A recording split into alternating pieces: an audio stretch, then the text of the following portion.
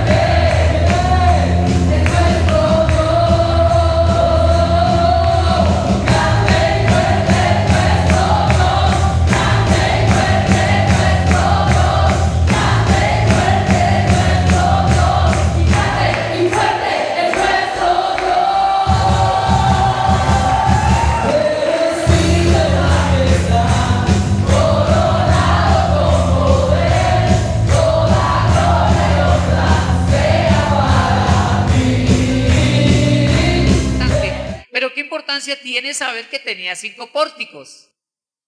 En todas estas cosas el Espíritu Santo nos quiere enseñar, porque toda la escritura que es inspirada por Dios es útil para enseñar, redarguir, corregir e instruir. Así que vamos a detenernos un poquito en el lugar a donde Jesús va a llegar. Primero dice que el Señor subió a una fiesta judía a Jerusalén, porque las fiestas se celebraban en el único templo que había en Israel, el templo en Jerusalén. La palabra fiesta no tiene la connotación de nuestra cultura occidental, no, porque fiesta aquí es rumba, sonido a más no poder, licor, etc. La fiesta en el concepto hebreo quiere decir encuentro cúltico. Es decir, el Señor va a Jerusalén a celebrar a Dios con los demás judíos. Eso hace que Jerusalén esté llena de gente. Pero de manera especial, el Señor va a un estanque que estaba ubicado cerca a la puerta de las ovejas. El muro que estaba alrededor de la ciudad de Jerusalén tenía 12 puertas. Ese es un estudio interesante. Tenía 12 puertas y una de ellas se llamaba la puerta de las ovejas. Y el Señor va a ese estanque Betesda. Pero el Señor va allí porque el Padre lo está guiando. Recordemos que Jesús dijo que Él no hacía nada por sí mismo, sino que Él hacía lo que veía, será el Padre. Entonces Jesús va a ese lugar guiado por Dios Padre. Luego lo que aquí va a ocurrir no es una coincidencia, no es un accidente, era un milagro que estaba planeado en el cielo. En nuestra vida nada ocurre por accidente. Algunas veces vivimos momentos difíciles y nosotros queremos buscarle el origen al asunto. A veces enfrentamos una prueba y queremos hallarle la fuente a la situación. Pero hermanos, aún una circunstancia difícil, la Biblia nos enseña, nada llega a la vida de los hijos de Dios que primero no pase por las manos de Dios. Somos sus hijos y Él tiene cuidado de nosotros. El Señor se dirige entonces a ese estanque que se llama Betesda, y Betesda significa casa de misericordia. Ya eso nos está diciendo mucho, porque el Señor Jesús va allí a ejercer su amor y misericordia. Yo les he compartido, pero quiero destacarlo aquí a la luz de lo que Jesús hace. La palabra misericordia es una palabra griega compuesta. O sea, hay dos palabras allí, como cuando nosotros decimos carro tanque. La palabra misericordia tiene una primera parte que es miseri, de miseria, de condición, de una condición deplorable, de estar en el suelo, de estar muy mal, de estar en ruina. Miseria, miseri, y cordia, de cardia, de corazón. Eso nos habla que la misericordia es el amor de Dios por aquel que está en un estado de miseria. Esa fue la misericordia que Dios tuvo por nosotros y por eso envió a Jesucristo el Señor. Porque nadie nos podía salvar sino solo la sangre de Jesucristo el Señor. Y Dios en su misericordia envió salvación a aquel que no se podía salvar. Casa de misericordia, porque allí va a llegar el Señor Jesús a hacer una obra muy bonita. Pero refuerza ese concepto de misericordia el hecho de que el estanque estaba junto a la puerta de las ovejas. La puerta de las ovejas. Y la puerta de las ovejas, según los intérpretes de la Escritura, se llamaba así porque por esa puerta entraban las ovejas que iban a ser sacrificadas en el templo. Luego esa puerta nos está recordando que Jesús fue llevado como oveja al matadero. Una vez más, hablándonos de misericordia, de lo que Jesús estaba haciendo. Además de eso, el versículo 2 añade y dice que ese estanque tenía 5 pórticos. Y el número 5 en la Biblia representa la gracia de Dios sobre la debilidad del hombre. O sea, en ese versículo nosotros estamos viendo la obra de amor de Dios por un hombre necesitado, que fue lo mismo que el Señor hizo por cada uno de nosotros el día cuando Jesús llegó a nuestra vida. A mí no se me olvida el día que yo le entregué mi corazón a Jesús. Y yo espero que usted también tenga eso claro y le dure toda la vida, toda la eternidad. Porque creo que es el mayor tesoro que cualquiera de nosotros puede tener. Jesucristo en su corazón. Vamos a ver ahora en segundo lugar que a veces nuestra confianza está en el lugar o persona equivocada. ¿Le ha pasado? A veces nosotros ponemos nuestra fe o nuestra confianza en la persona equivocada, o en el lugar equivocado, o en la institución equivocada. Vamos a leer Juan capítulo 5, el versículo 3 y el versículo 4. Juan 5:3. En estos, o sea, en los 5 pórticos, en estos yacía una multitud de enfermos, ciegos, cojos y paralíticos que esperaban el movimiento del agua. Amado hermano, ¿usted se puede imaginar esa escena? ¿Cierto que no es agradable? Yo creo que los habitantes de Jerusalén decían, ¿y qué vamos a hacer allá? No, que quiero irme a dar una vueltica al estanque de Betesda. Ay, no, ¿cómo es que ocurre? Vamos para el Chilicote al menos, porque vamos a ir por allá. No. Ahí no ven esa multitud de enfermos. Ahí dice multitud.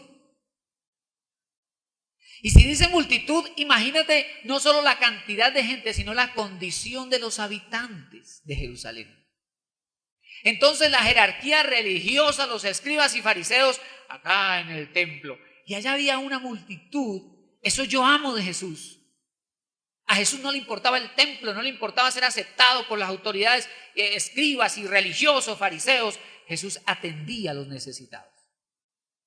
Y para Jesús no había problema en llegar a ese lugar. Y allá fue. Imaginémonos la escena, esa cantidad de gente. Allí habla de enfermos y los diferencia, dice, enfermos, ciegos. ¿Se puede imaginar usted la cantidad de ciegos allí? Andando con sus palitos, ¿verdad? No sé cómo se llama ese. Pero además dice, cojos, otros de un lado para otro, cojos. Y otros que no podían caminar, eran paralíticos. Y todos estaban allí esperando que el agua se moviera. Versículo número 4. Porque un ángel descendía de tiempo en tiempo al estanque y agitaba el agua. Y el que primero descendía al estanque, después del movimiento del agua, quedaba sano de cualquier enfermedad que tuviese. ¿Usted le recuerda un poquito eso como a estos tiempos? Hay gente que llega a ciertas fuentes y saca un poquito de agua y se echa encima a ver si se sana. O van por la rosa de Sarón, no sé qué, o por la tierra que viene del Sinaí. Bueno, poco de cosas. La verdad, hermanos, es que esto aquí está escrito, inspirado por Dios, porque la inspiración de las Escrituras garantiza la inerrancia de la Biblia, o sea, la Biblia no tiene errores. Pero esto que está aquí escrito, el hecho de que esté escrito no significa que es verdad de Dios. Quiero decir, esto no lo estaba haciendo Dios. Les voy a explicar. Esto está aquí escrito porque había una historia o una creencia en Jerusalén, en Israel, de que aquí descendía un ángel, pero era una historia popular. Y que descendía un ángel y que cuando el ángel venía movía las aguas y el primero de los enfermos que entrara allí, pues era sanado. Pero en realidad ni la tradición judía, ni la historia del pueblo de Israel, y tampoco contamos con evidencias que confirmen el descenso milagroso de un ángel allí. Entonces nos está narrando una historia que la gente tenía en ese tiempo. El hecho es que una multitud de enfermos tenían su corazón puesto en ese descenso angelical. Y todos necesitados, enfermos, estaban allí esperando que aquel ángel descendiera. Es más, vamos a leer ahora y vamos a encontrar que ni siquiera el Señor Jesús confirmaba eso. De hecho, el milagro ocurre porque llegó Jesús, no el ángel. De manera que muchos tenían su confianza puesta en el estanque de Betesda. A eso me refiero cuando digo, a veces nuestra confianza está en el lugar o en la persona equivocada. ¿Cuántas veces ponemos nuestra confianza en la empresa? Y hay que trabajar bien, por favor. La Biblia enseña que tenemos que ser trabajadores honestos y diligentes que honran a Jesucristo, el Señor. Pero ¿cuántas veces depositamos nuestro corazón en una institución? ¿Cuántas veces depositamos nuestro corazón en el familiar que está en el extranjero y me va a mandar la platica? ¿Cuántas veces ponemos nuestro corazón en un dinero que me va a llegar o en el familiar que me va a ayudar? ¿Cuántas veces ponemos nuestro corazón en fulano que va a hablar con el gerente de la empresa para que me asciendan? ¿Cuántas veces ponemos nuestra confianza en los títulos o virtudes que tengo para conseguir algo? Y no estoy diciendo que no es importante. Lo que quiero decir, eso es secundario. Porque si nosotros no tenemos la gracia y la bendición de Dios, nada podemos hacer. Por encima de lo que los hombres puedan planear en la tierra o quieran hacer, el que está sentado en el trono y gobierna todas las cosas es Dios. Nuestra confianza debe estar puesta en Jesucristo el Señor, porque Él nunca nos va a fallar. Las personas fallan, las instituciones fallan, eso ocurre. Sin embargo, amados hermanos, todos necesitamos creer en algo. Y por eso ellos estaban allí. Porque el ser humano necesita creer, el ser humano necesita adorar. Por eso, aunque esta verdad no se le enseña a los indígenas, a los grupos nativos, etcétera, los que están por allá sin contacto con la sociedad. Ellos por naturaleza adoran el sol, la luna, porque tienen un componente espiritual que es para adorar. Ellos también están allí porque necesitan creer, necesitan tener una esperanza y lo tienen puesta en el estanque de Betesda y en aquel ángel que va a descender. Pero damos gracias a Dios que el Señor rasgó el velo y ahora nosotros sabemos la verdad y sabemos que solamente en Jesucristo debemos depositar nuestra fe y confianza. A veces nos equivocamos, nos pasa como con la propaganda esta, ¿no? Estamos en el lugar equivocado. Pon tu confianza en Dios. Pon tu confianza en Dios. Dios no te fallará. En tercer lugar, vamos a ver que Jesús es la esperanza ante el fracaso humano. ¿Usted ha fracasado alguna vez? Sí, como 2, como 3, nomás 4, ya se van sumando. Otros no han fracasado. No han probado los sabores del fracaso. Yo sí. Oh, nunca olvidaré ese tiempo cuando se me cayó la torre. Nada. No quedó nada. Yo les he contado, ¿no? Como 3 cajas de libros, unos que siempre me han acompañado. Qué duro, ¿no? Cuando se cierran las puertas, todo se acaba.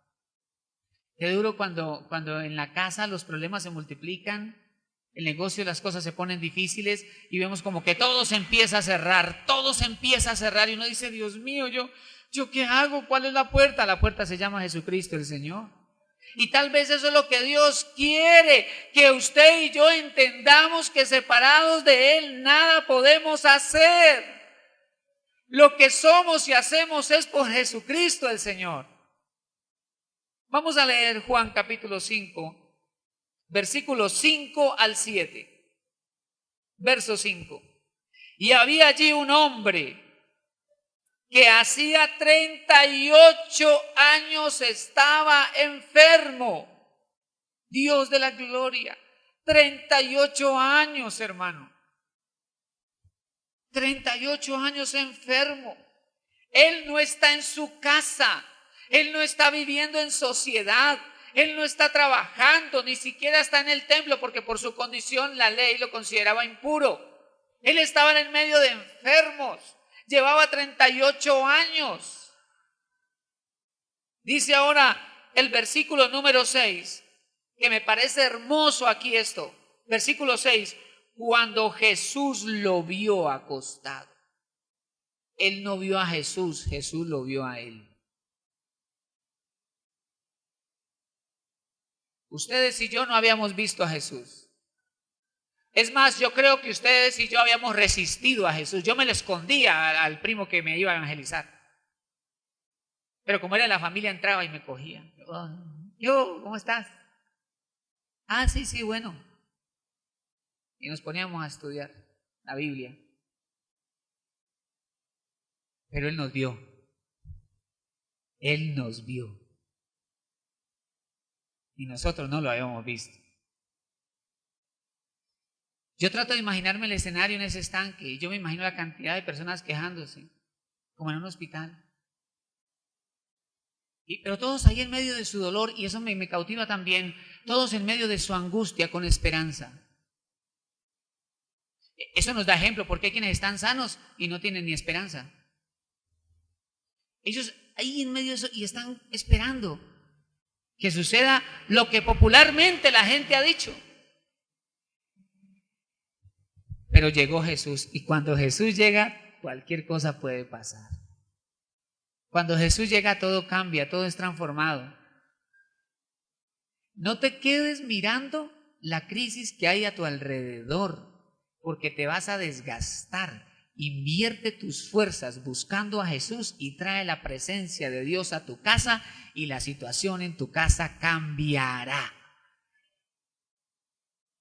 Llegó Jesús, dice. Verso 6, cuando Jesús lo vio acostado y supo que llevaba ya mucho tiempo así, le dijo, ¿quieres ser sano? Señor, le respondió el enfermo, no tengo quien me meta en el estanque cuando se agita el agua, Y entre tanto que yo voy, otro desciende antes que yo. Señor, es que yo estoy paralítico y hay unos que son cojos y pueden brincar. Y cuando se mueve el agua, yo arranco. Me imagino yo, ¿no? Él tenía ahí ese concepto.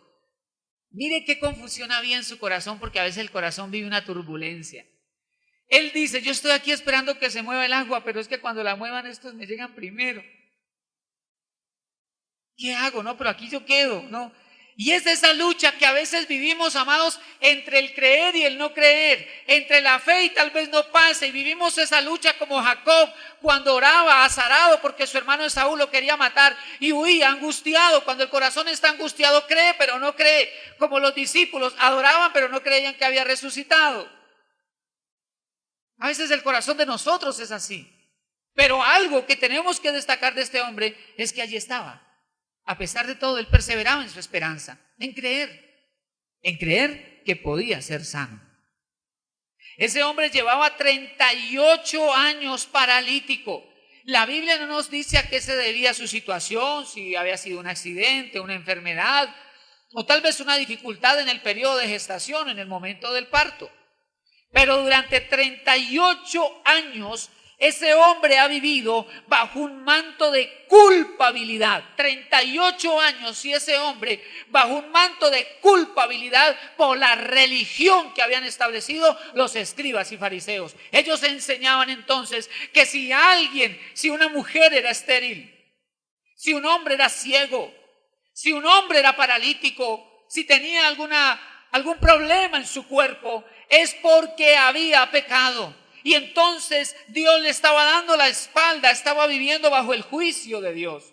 Así que él vivía bajo un manto de culpabilidad.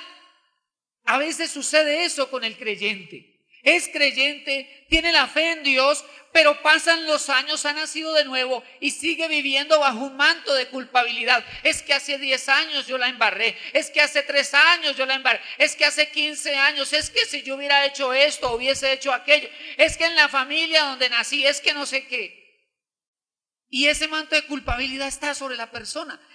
La llevaba hacía 38 años. Su situación económica, te puedes imaginar, era crítica. Yo creo que ese hombre había procurado por todos los medios ser sanos, pero sus esfuerzos eran estériles. Aún en el mismo estanque, él dice, no, otro llega antes que yo. Y además de eso, era un hombre que estaba solo. Usted a veces le ha pasado en la vida que se siente así, como que nadie lo entiende, como que usted intenta alar la carreta, pero nadie ayuda. Usted se siente solo, sola. Como que usted intenta llevar la bandera de la fe en la casa, pero nadie ayuda. Usted se siente sola o solo. Estaba solo porque este señor le respondió a Jesús y le dijo, no tengo quien me meta en el estanque. No tengo quien me meta. O sea que no estaba la esposa, no habían hijos. Ese hombre estaba mal. Era una vida muy triste. Pero entonces yo reflexionaba en algo y pensaba, hay personas que espiritualmente están paralíticos. Hay personas que espiritualmente hablando no pueden avanzar, no pueden caminar, porque están como amarrados, como atados a algo o a alguien. X condición, que tampoco puede ser que no conozcamos su origen, como el caso de este hombre. El hecho es que esa condición los amarra, los ata y no pueden avanzar. Son como cadenas espirituales, como ataduras espirituales. Y pueden ser que las lleven hace décadas. Este hombre hacía 38 años. Y esa situación aflige a la persona. No, la tiene estancada. Y pensaba, pero es que solamente no avanzamos, no solo porque estemos como atados, puede ser, sino porque estemos espiritualmente ciegos. Para un ciego es muy difícil avanzar. Para un ciego es muy difícil caminar. Y por ende, por tener su visión nublada o cerrada, no puede ver el camino correcto para tomar decisiones apropiadas. No puede ver por dónde el enemigo quiere atacar su familia o dañarlo a él o a ella. Imagínate un boxeador ciego, termina siendo víctima de su contendor. Una de las cosas que el diablo procura en los hijos de Dios es que no vean, que no tengan discernimiento espiritual y tenerlos atados. Pero hermanos, Jesucristo ha venido a deshacer las obras del diablo y a dar vista a los ciegos, a restaurar todas las cosas. Yo amo de Jesucristo eso, y cuando leo los evangelios me apasiona. Cuando yo veo que Jesús andaba por las calles sanando a los enfermos, liberando a los cautivos, llevando la palabra, dando vista a los ciegos, restaurando al caído. Ese fue el ministerio de Jesucristo el Señor, porque así estaba Jerusalén, y Jerusalén era la ciudad capital del pueblo de Dios, pero así estaba el pueblo del Señor. Tal vez algunos ciudadanos del pueblo de Dios estén así, pero Jesucristo el Señor está en medio de nosotros para romper las cadenas, para abrir las cárceles, dar vista a los ciegos, activar los sentidos espirituales de sus hijos, porque Dios quiere que ellos caminen en victoria. El único que quiere estorbar que el Hijo de Dios avance es el diablo. No es tu esposa, no es tu esposo, no son tus hijos, no es el jefe, no es el vecino, es el diablo y sus demonios. Dios nos ha dado el equipamiento para que avancemos y conquistemos lo que Dios ha preparado para nosotros. La Biblia dice cuando Jesús lo vio, ¿por qué este hombre no vio a Jesús? Él no era ciego, era paralítico. ¿Por qué este hombre no vio? Porque su mirada estaba en el estanque. Porque sus ojos estaban esperando al ángel. Pero el que acababa de llegar era el mismo Señor Jesucristo. Era el mismo Señor. Entonces, creo que a veces, amados, no salimos de cierta situación porque estamos mirando al lugar equivocado. Porque tenemos nuestra concentración mal enfocada. Ahora, el Señor se acerca y le hace una pregunta. ¿Quieres ser sano? ¿Qué pregunta podemos decir nosotros? Pastor, ¿qué pregunta? Eso es como el que está haciendo cola donde venden limonada y uno le pregunta, ¿tienes sed? ¿Me hago entender? O cuando usted está caminando y se cae y alguien se acerca, ¡se cayó! Uno puede decir, pastor, yo veo que esa pregunta está de más. No. Y aquí el Señor nos está enseñando. Porque podemos decir, pastor, esa pregunta es ilógica. Pero sin duda alguna, la pregunta de Jesús tiene otra connotación. La pregunta de Jesús es, ¿tienes fe para recibir sanidad? ¿Quieres ser sano? ¿Tienes la fe? ¿Tienes fe para creer?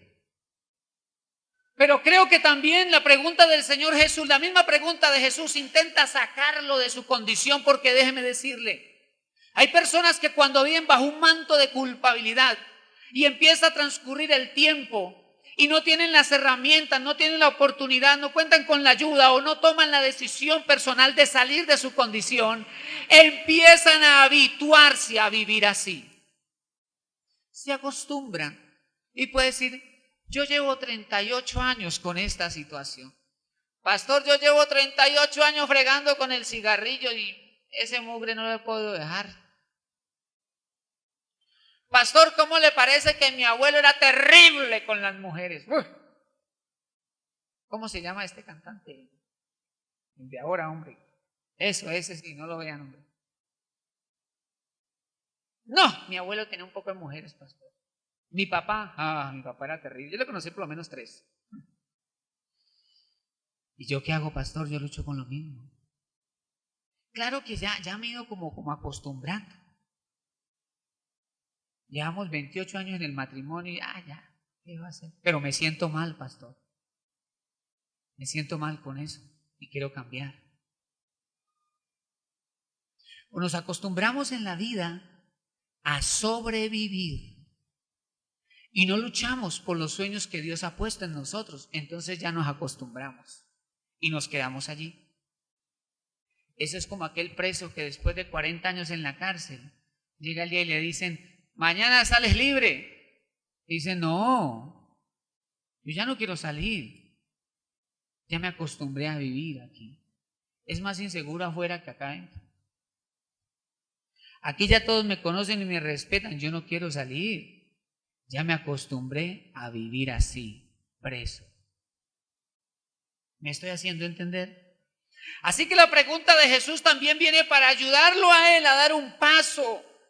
Porque cuando una persona está como en cautiverio espiritual, como en cárceles espirituales por toda la vida, entonces como que salir de allá, como que da miedo, como que da temor. A algunos le da miedo decirle a Dios, Señor, lo que tengas que hacer, hazlo en mí. Pero yo quiero cambiar, yo quiero salir de allí. Así que la pregunta de Jesús va mucho más allá de ¿quieres recibir sanidad? Es una pregunta que lo confronta a él. ¿Quieres ser sano? Pero entonces, aquí entramos al cuarto punto. Aquí entramos a una cuarta cosa. Camina en la palabra de Dios. Tal vez usted diga, no, pastor, es que esto es tan duro, es que, mire, mi temperamento, mire, pastor, mi carácter, es que yo toda la vida he sido así, y ahora pretender cambiar, es que es muy difícil. A algunos hasta le da vergüenza intentar el cambio. Voy a darle un ejemplo. Aquel hombre que ha sido severo, que habla duro, con la cara arrugada, así, medio de color de verde, así, ¿no? Hulk. Y entonces viene y lee la Biblia, y la Biblia dice que debe tratar a su esposa como a vaso frágil. Esas bobadas, pastor. Mira, hermano, tú debes decirle a tu esposa que tú la amas, tienes que decirle con frecuencia. Ella sabe que yo la quiero, pastor, si no, imagínese yo trabajando bien duro. ¡Claro que la amo! ¿Me hago entender? A algunos incluso les puede dar vergüenza salir de su condición. Aquel hombre que siempre ha estado sujeto, pero sujeto a la esposa. La esposa dice, y él tiene la última palabra, dice, amén, sí señora. Entonces cuando conoce la palabra y sabe que debe empezar a ejercer un sacerdocio en la casa, que es el hombre llamado a ser el líder de su hogar, a ser ese sacerdote espiritual, a desempeñar el papel que la Biblia dice que debe tomar, entonces le cuesta como trabajo, tiene tal vez temor de asumir el asunto, entonces quiere seguir en su condición.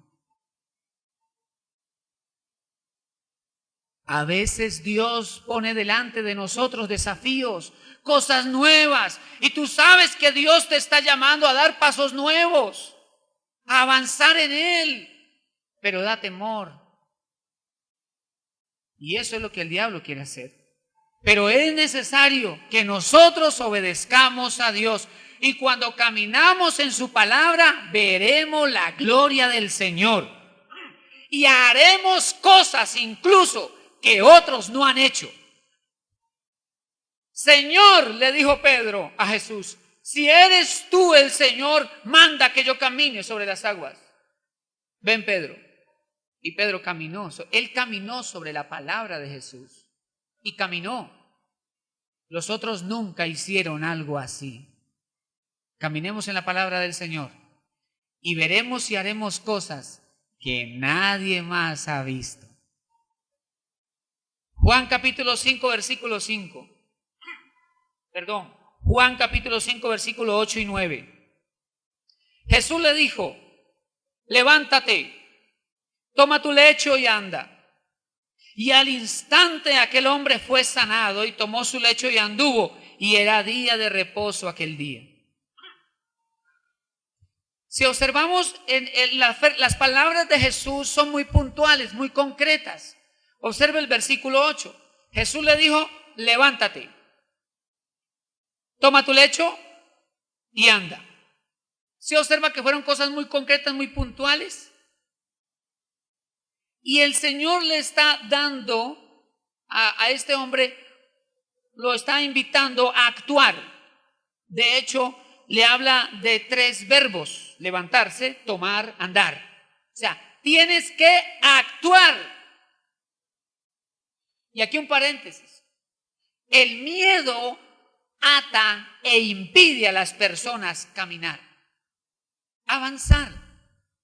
A veces hay temor, aunque sabemos que Dios nos está llamando a un nuevo nivel, porque hay personas en esta iglesia que Dios los viene llamando a ir a un nuevo nivel.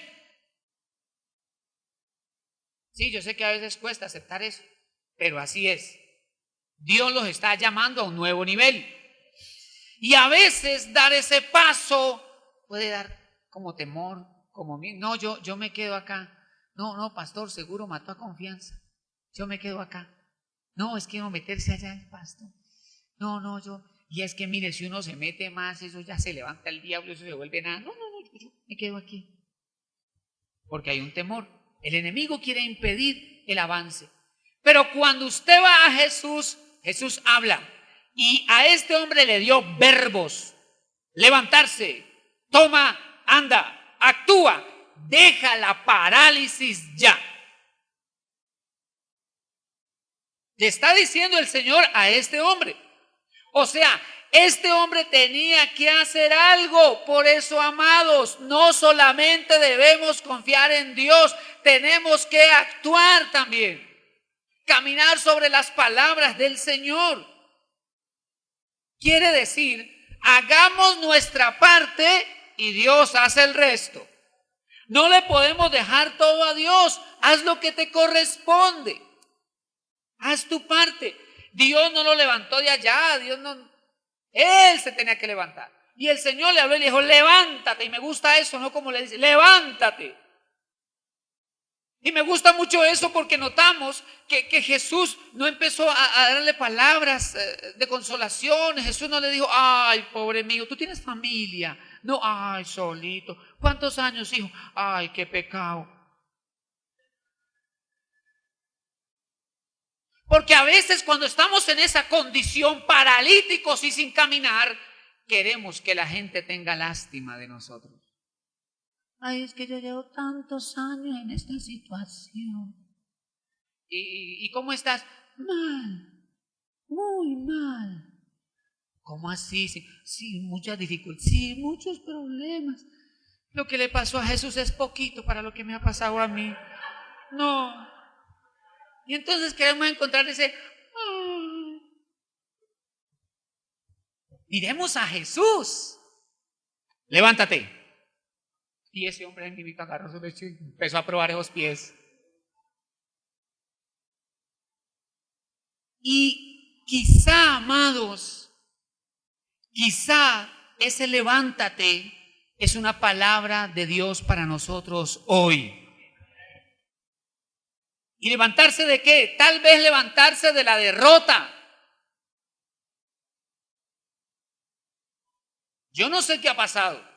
No sé ni qué ha pasado en su vida, ni qué haya pasado en su matrimonio, ni qué esté pasando financieramente. Yo no sé tampoco qué esté pasando en su relación con Dios. Pero es tiempo de levantarse. ¿Levantarse de qué? Tal vez de la rutina. A veces el creyente cae en una rutina. Y es necesario levantarse. Tal vez hemos caído en la pereza espiritual. Pero Dios te dice hoy, levántate. Además, otra palabra que me llama la atención es que Jesús le dice a este hombre, anda, anda. Ya no vas a estar más allí postrado, anda. ¿Usted imagina unos 38 años sin andar? Eso es como 38 años de estar mudo y que le toca a uno hablar. Yo creo que nos enreda. Claro, 38 años sin usar todo el aparato fonador, ¿cierto? Los labios, la lengua, ¿cómo es eso? Todo enredado. 38 años paralítico. Y ese hombre, y anda. Y ese hombre a andar. ¿No? ¿Quién sabe si las rodillas le aplaudían o sonaban por ahí por los lados? ¿Quién sabe cómo sería empezar a caminar? 38 años sin hacerlo. Yo creo que Dios trae cosas nuevas. Dios trae cosas nuevas. Y ese andar, que era la gran bendición para ese hombre, ese tomar algo nuevo que había allí para ese hombre, requirió de él una acción. Era el tiempo de avanzar, no de seguir esperando a aquel ángel. Era el tiempo de caminar hacia el propósito de Dios. Así que basta ya. Es tiempo de avanzar. No nos excusemos más en los demás. Pastor, cuando ella cambie. Pastor, cuando él cambie. Es que cuando ese hombre sea otro. Cambiado por Dios, transformado. Pastor, es que mire que yo lo intento, pero no ayudan en la casa. Pastor, es que siempre que yo he querido, uy, eso se levanta el diablo y se vuelve nada esto. No, pastor. No, pastor, si yo lo intenté ahora hace como 7 años y eso tuve unos problemas. Hace como 3 años lo mismo. Entonces vivimos frenados por los fracasos del pasado. Dejemos de excusarnos. Dejemos de señalar a los demás. Dejemos de delegar en los demás la responsabilidad que nos corresponde a nosotros. Y avancemos, porque ya es el tiempo del Señor. Pedro estaba pescando, toda la noche pescó con los demás discípulos y no habían cogido nada en toda la noche. Y venida la mañana el Señor Jesús les dijo, echad a la derecha la red. Y Pedro le dijo, Señor, no hemos pescado nada en toda la noche, estamos agotados, hemos utilizado todos nuestros recursos y el tiempo, pero en tu palabra echaré la red. Y sacaron tantos peces que ya se rompía la red. ¿Me hago entender? No importa qué hayamos hecho. No importa cuánto tiempo y esfuerzos hayamos invertido, y tal vez hemos cometido errores en el pasado, seguramente, pero es el tiempo de levantarse y avanzar, porque algo nuevo viene de Dios para usted, para sus hijos, para su casa, para su familia, para el ministerio, para la iglesia, para la economía. Yo no sé, pero es el tiempo de levantarse, de tomar una actitud diferente frente a la vida, de decir, voy a conquistar lo que Dios me ha prometido. Nadie va a conquistar por ti lo que Dios ha diseñado para ti. Así que levántate y anda. Hágame un favor, el que está al ladito, tóquele el hombro, mírele a los ojos y dígale, levántate y anda, hermano. Levántate y anda.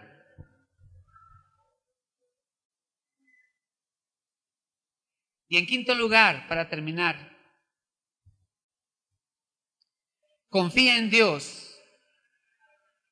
y deposita tus preocupaciones en Él.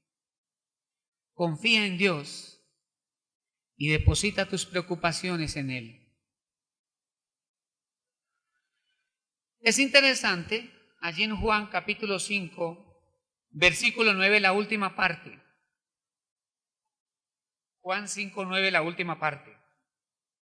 Dice, y era día de reposo aquel día. ¿Lo leyeron conmigo? En el momento del milagro era día de reposo aquel día. La semana tiene 7 días. Tú trabajas 6 y descansas un día. El Señor hizo la creación y ordenó la tierra en 6 días y descansó el séptimo. El día de reposo nos habla de descanso. Y es interesante que el Espíritu Santo añadió ese detalle. ¿Cuándo fue el día del milagro? En un día de reposo, de descanso, de paz. Porque el afán, escúcheme amado, el afán, la angustia y la preocupación no provoca los milagros. Si por preocuparse se moviera la mano de Dios, lo veríamos todos los días haciendo maravillas. ¿Me hago entender, amados? Pero la preocupación te roba la paz.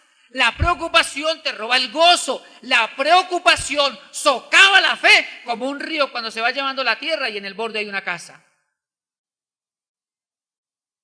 Tenemos que procurar y tenemos que ejercitarnos en esto y es poner en las manos del Señor lo que nos preocupa. lo que provoca en nuestro corazón angustia, porque es cuando nosotros logramos reposar en Él que Dios se mueve. El número 6 en la Biblia es el número del hombre. Destaca el número del hombre. Luego, si hablamos de la semana, los 6 días son los días en los que yo actúo, en los que yo me muevo, en los que yo hago lo posible. Pero llega un momento cuando yo ya no puedo hacer más. Utilicé todos mis recursos, hice todo lo que me era posible. Me he esforzado, he orado, he ayunado, he luchado, he perseverado. Señor, aquí ya yo reposo en ti, descanso en ti, tú harás. Y es interesante que la mayoría de los milagros Jesús los hizo en un día de reposo. ¿Cuántos esposos quieren que su esposa cambie? Hay como 3 sinceros, gloria a Dios. ¿Cuántas esposas quieren que su esposo cambie? Hay aún más sinceras, ¿sí vio? Ahí perdieron. Présteme atención que termino con esto. Présteme atención aquí a este principio que yo sé que lo va a bendecir. Cuando el Señor creó a Adán y a Eva, cuando creó a Adán, dijo: no es bueno que el hombre esté solo. Así que cayó un profundo sueño, figura de reposo. Cayó un profundo sueño sobre él. El Señor abrió, sacó una costilla e hizo a la mujer. Cuando Dios estaba dándole forma a la mujer, dándole forma, haciéndola, dándole la forma que Él quería, Adán estaba durmiendo. Mientras Adán reposaba, Dios trabajaba en ella. Amén. Haga su parte y deje que Dios la transformará. Haga su parte y deje que Dios lo transformará. Usted, a punta de cantaleta, no lo va a cambiar. Usted no va a cambiar a su esposa peleando. Nadie podrá hacer la obra en nuestro cónyuge que solo Dios puede hacer. Luego, no se trata de desgastarnos discutiendo y peleando, sino poniéndolas en las manos del Señor. Y Dios hará una obra maravillosa, no como tú quieres, sino como Él quiere. Y todo lo que Él hace es bueno. Por eso de la Biblia dice, cuando terminó la creación, y vio Dios todo lo que había hecho, y aquí era bueno en gran manera. Porque lo que Él hace es perfecto, lo que Él hace es bueno. Pon tu corazón en el Dios, deposita tu confianza en el Señor y Él hará. Cierre su Biblia. Cierre su agenda, amado.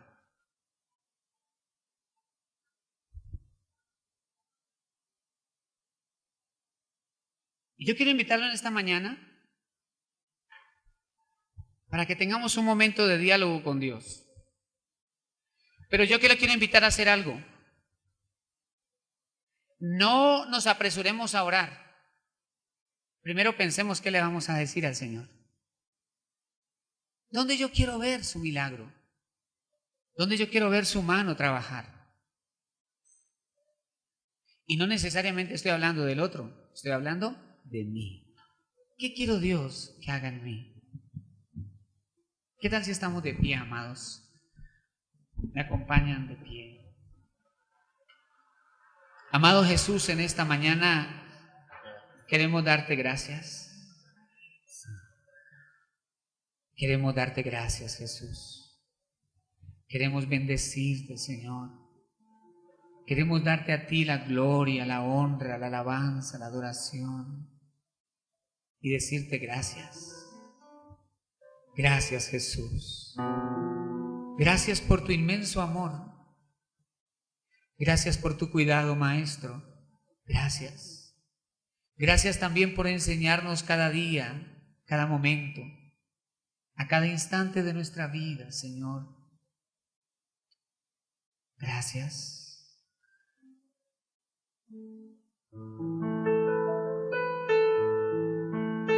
Quiero invitarle para que le dé gracias allí al Señor, porque Él te vio La Biblia dice que aquel día cuando Jesús llegó al estanque Betesda, Jesús vio a ese hombre.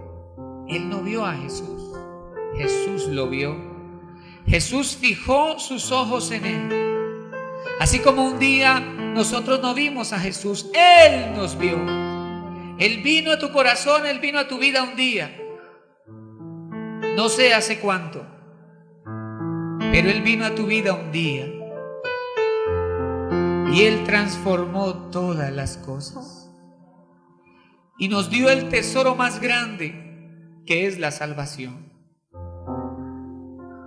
Dile gracias, Jesús.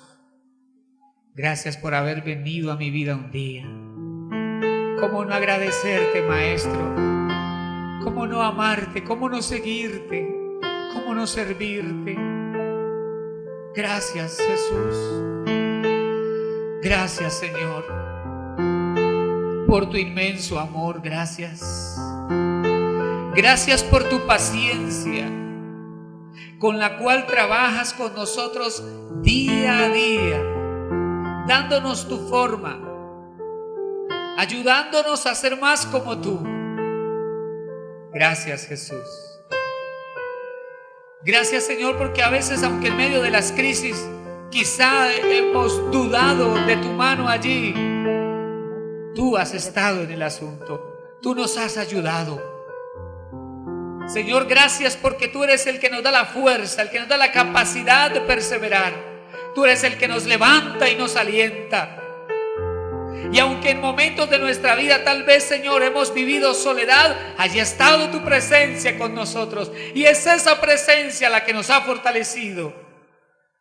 Gracias, Señor, porque tú has empezado a transformar nuestra vida y sigues trabajando. Danos, Dios mío, un corazón manso, un corazón humilde. Danos, Dios, por favor, un corazón sensible. Tal vez Dios te ha estado hablando, tal vez Dios te ha estado llamando a nuevos niveles. Tal vez Dios te está llamando a dar nuevos pasos de fe, avanzar hacia su plan, hacia su propósito.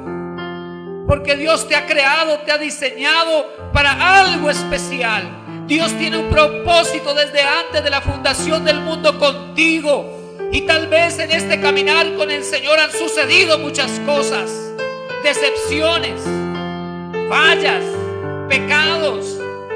Pero es el momento para levantarte. Como Dios le habló a aquel hombre paralítico, por 38 años la parálisis había afligido su vida. Estaba bajo un manto de culpabilidad. Pero el Señor aquel día le habló y le dijo: levántate. Tal vez Dios te está hablando, te está llamando a levantarte, a salir de tu condición por la fe en Él, activarte en Dios y empezar a caminar, empezar a avanzar. Dile: Señor, dame tus fuerzas. Dile: Señor, dame tus fuerzas, obra en mi corazón. Perdóname si he sido obstinado y orgulloso. Perdóname, Dios, si tal vez en mi corazón ha habido soberbia. Perdóname, Dios mío, por refugiarme en los demás, por señalar a los demás como culpables cuando es mi única responsabilidad. Señor, yo te pido perdón esta mañana y yo te pido ayúdame, Señor, a levantarme. Dame tus fuerzas para avanzar. Dame tus fuerzas, Señor. Yo quiero caminar, quiero seguirte sin apartarme ni a la derecha ni a la izquierda, sino seguirte, amarte. Tú estás delante de Jesús. Habla con Él. Habla con Él. Él te trajo esta mañana para que tú hables con Él.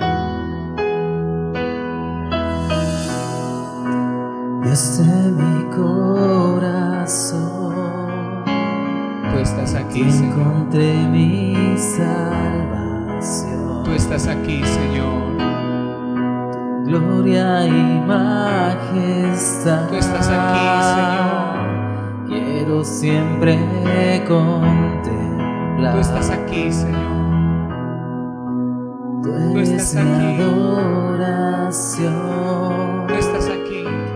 Y mi eterna canción. Tú estás aquí, Jesús. Todo Tú estás aquí, Jesús. interior Tú estás aquí. cautivado por tu amor. Tu presencia está aquí. Adóralo. Eres Dios eterno, solo tú eres bueno. En el nombre Dios de Jesús, incomparable. recibe fuerzas de Dios. Eres tú. Recibe fuerzas de Dios. Nunca me separaré de tu gran amor. Eres mi Señor, mi Recibe fuerzas de Dios. Salvador. Recibe fuerzas de Dios. Y aquí yo declaro, son abiertos tus ojos espirituales. Y aquí yo declaro en el nombre de Jesús, se rasga todo velo y se activa el discernimiento en ti. En el nombre de Jesús. En el nombre de Jesús. En ti encontré mi salvación. Oh, Jesús, haz tu obra.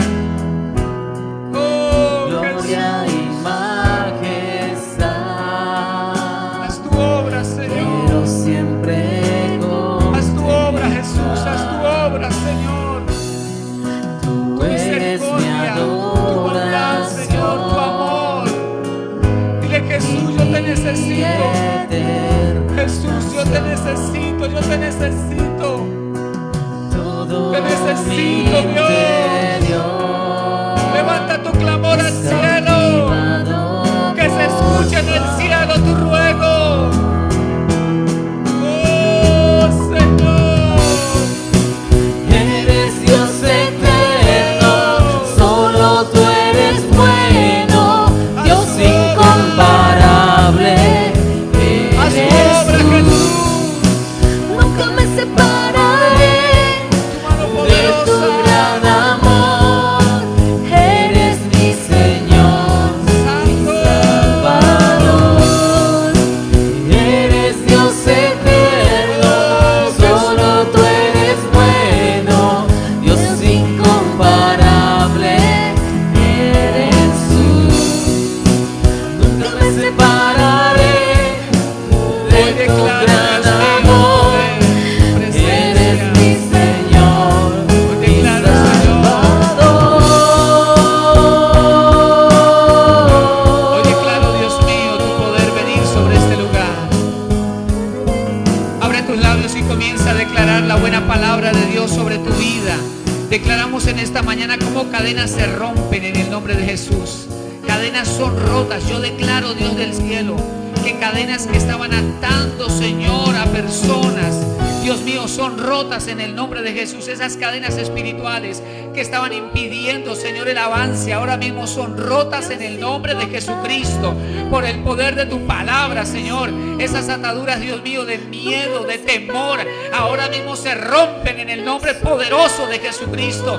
Y yo declaro, Rey de Gloria, esa unción de poder venir esta mañana, Dios mío, y declaro que yugos se pudren ahora, yugos de esclavitud son quebrantados en el nombre de Jesús.